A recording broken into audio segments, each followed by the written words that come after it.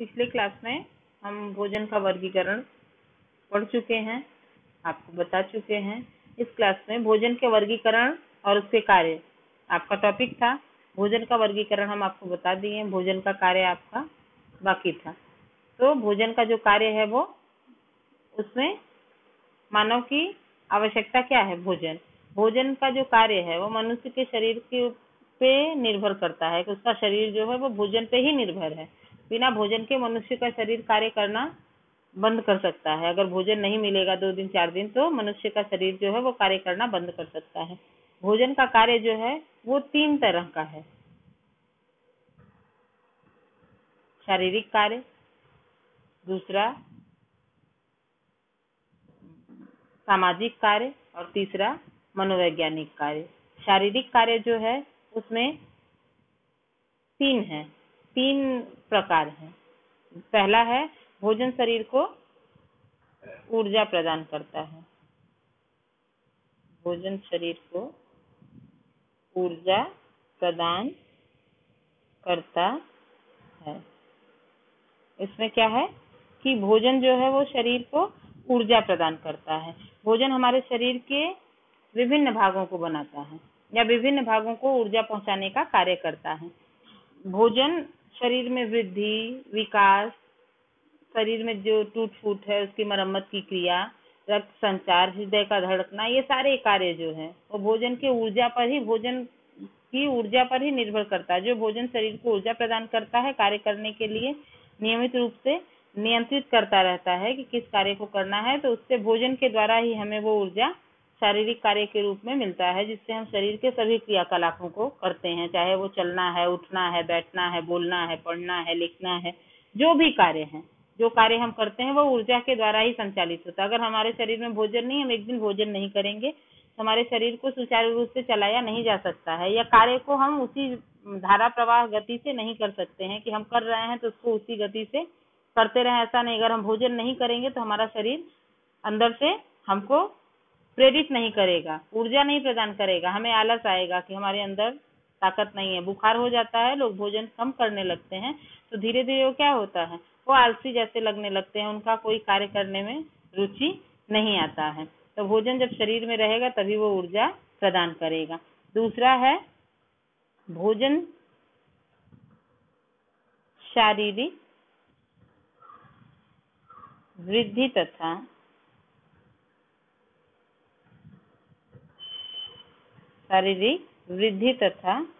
विकास करता है। भोजन शारीरिक वृद्धि तथा विकास करता है। भोजन जो है वो बच्चा जो है अपनी माँ के भ्रूण में रहता है, अपनी माँ के गर्भ में रहता है। जब भ्रूण के रूप में रहता है तो माँ जिस चीज को भोजन के रूप में ग्रहण करती है वो उसको आहार के रूप में अपने आप में माँ से अपने उस भोजन का जो भाग होता है वो भोजन के रूप में ग्रहण करता है और धीरे धीरे उसका विकास होता है। जब वो बच्चा जन्म उसका हो जाता है तब फिर वो खुद आहार लेने लगता है। उससे पहले माँ के द्वारा उसको आहार मिलता है। जब वो माँ के गर्भ में रहता है, भ्रूण के रूप में रहता है, तब उसको माँ के द्वारा आहार मिलता है और जब उसका जन्म हो जाता है तो वो खुद आहार लेने लगता है लिक्विड के रूप में। जैसे दूध है, पानी है, ये सारी चीजें बच्चों को बचपन में दी जाती हैं तो उसके रूप में वो आहार लेता है। और जैसे जैसे वो बड़ा होने लगता है वैसे वैसे फिर उसको जो पौष्टिक तत्व है वो अपने भोजन के द्वारा, अपने आहार के द्वारा वो लेता है और उसकी वृद्धि होता है ना कि अगर बच्चे पी रहे हैं, दूध नहीं पिएंगे तो उनका विकास नहीं होगा, उनका ग्रोथ नहीं होगा। तो दूध एक संतुलित पौष्टिक आहार है, तो दूध बच्चा पीता है तो उससे उसका शारीरिक वृद्धि होती है और जब शारीरिक वृद्धि होगी तभी उसका विकास होगा। वृद्धि नहीं होगी तो विकास नहीं होगा। तो भोजन के द्वारा ही शरीर की वृद्धि और विकास निर्भर करता है भोजन पे ही। अगर आप भोजन नहीं करेंगे तो आपके शरीर का वृद्धि और विकास नहीं हो सकता है। तीसरा दे दिया है कि भोजन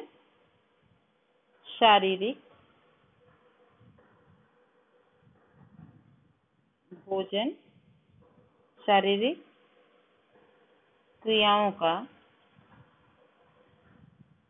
संचालन, नियंत्रण व नियमन करता है। भोजन जो है वो शारीरिक क्रियाओं का संचालन करता है कि आपको कौन सी क्रिया कैसे करनी है। शरीर में जो रक्त का प्रवाह होता है, अगर आप जल को लेते हैं तो जल जो है वो रक्त को तरल बनाता है और वो शरीर का की क्रियाओं का संचालन और नियंत्रण सुचारू रूप से करते रहता है। भोजन शरीर जल जो है वो शरीर में जो रक्त है उसको तरल बनाने में सहयोग करता है। अगला है कि रक्त का जो थक्का बनता है वो भी भोजन की क्रियाओं के द्वारा ही होता है। शरीर में जो उत्सर्जन होता है, जो शरीर में भोजन को हम ग्रहण करते हैं, जो बेकार चीजें होती हैं जो हमारे शरीर में किसी प्रकार से कोई कार्य क्रियाकलाप नहीं करते हैं, हमारे शरीर के लिए उपयोगी नहीं है, उसको बाहर निकालने के लिए जो उत्सर्जन होता है वो भी भोजन के द्वारा। अगर भोजन न करेंगे तो हमें उत्सर्जन क्रिया भी नहीं होगा। हृदय का धड़कना, श्वास का चलना और जो विभिन्न क्रियाएं हैं वो सब भोजन के ऊपर ही निर्धारित है। अगर भोजन आप नहीं करेंगे तो हर क्रिया जो है वो सुचारू रूप से नहीं चल सकती है। भोजन शरीर की क्रियाओं का संचालन व नियंत्रण इस रूप में करता है कि अगर आप भोजन नहीं ग्रहण करेंगे तो शरीर की कोई क्रियाएं नहीं हो सकती हैं। शरीर में जो तापमान है उसका भी नियंत्रण जो है वो भोजन ही करता है। आपका शरीर गर्म है कि ठंडा है या किस तरह के टेम्परेचर में आपको रहना, किस कैसा मौसम है, ये सारी चीजें भोजन पर निर्भर करती हैं। चौथा है भोजन शरीर से रोगों की रक्षा करता है, की रक्षा करता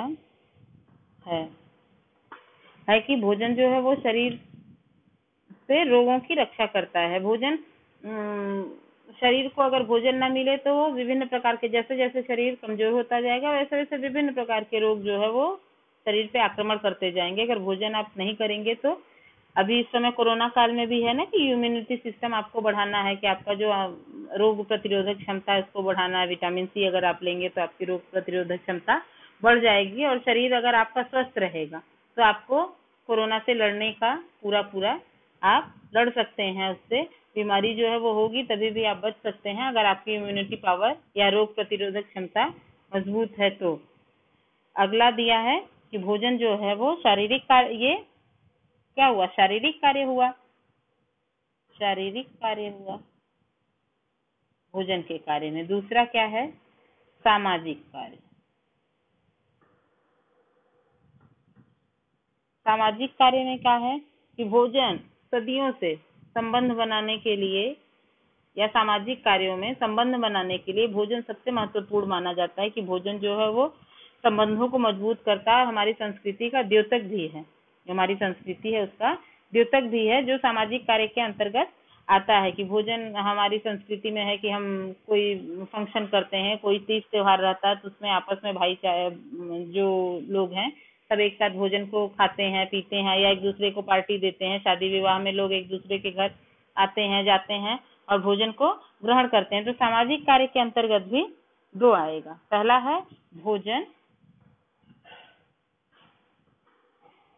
आर्थिक स्तर का प्रतीक है। भोजन आर्थिक स्तर का प्रतीक है कि भोजन जो है वो प्रत्येक व्यक्ति अपनी आर्थिक स्थिति के अनुसार ही भोजन का चुनाव करता है या आयोजन करता है। जैसे जो मध्यम वर्गीय परिवार के लोग हैं वो अपने भोजन का आयोजन करते हैं कि वो मौसम के अनुसार ही भोजन को ग्रहण करते हैं। कि जिस मौसम में जिस फल जिस सब्जी को आसानी से या जिन भोज्य पदार्थों को आसानी से अपने भोजन में सम्मिलित किया जा सकता है वो उसी सब्जी का, उसी फल का, उसी सामान का चयन करते हैं। जबकि उच्च वर्गीय परिवार के जो लोग हैं वो अपने भोजन में ऐसे खाद्य पदार्थों को सम्मिलित करते हैं जो उस मौसम के नहीं होते हैं, जो आसानी से उपलब्ध नहीं होते हैं। वे उन भोज्य पदार्थों का उपयोग करते हैं जो कि आसानी से नहीं उपलब्ध होते हैं और महंगे भोज्य पदार्थों का प्रयोग करते हैं, क्योंकि वो अपने आर्थिक स्तर को दिखाते हैं या बढ़ावा देते हैं। दूसरा है भोजन मित्रता व आतिथ्य का प्रतीक है।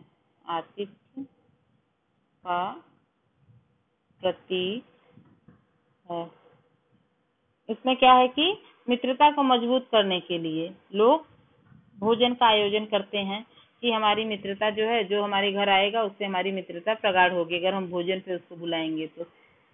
या आतिथ्य, जो आपके घर अतिथि आते हैं आप उनको अपने से अच्छा भोजन कराने का प्रयास करते हैं, उनका ये चाहते हैं कि जो भोजन हम उनको दें या वो जो भोजन ग्रहण करे वो उनका अच्छे से आदर सत्कार हो और भोजन का हम अच्छे से रुचि प्रदान करें। भोजन मित्रता और आतिथ्य का प्रतीक है कि अपनी मित्रता को बढ़ाने के लिए लोग अच्छे अच्छे व्यंजन और अच्छे अच्छे भोजन परोसते हैं अपने मित्रों को, या अतिथि उनके घर आते हैं तो वो उनका भी अच्छे से स्वागत करते हैं, उनको खिलाते हैं पिलाते हैं और उनका अनेक प्रकार से भोजन के द्वारा स्वागत करते हैं। तीसरा दे दिया है मनोवैज्ञानिक कार्य। मनोवैज्ञानिक कार्य, मनोवैज्ञानिक कार्य में पहला हो गया भोजन द्वारा संवेगों को प्रकट करना।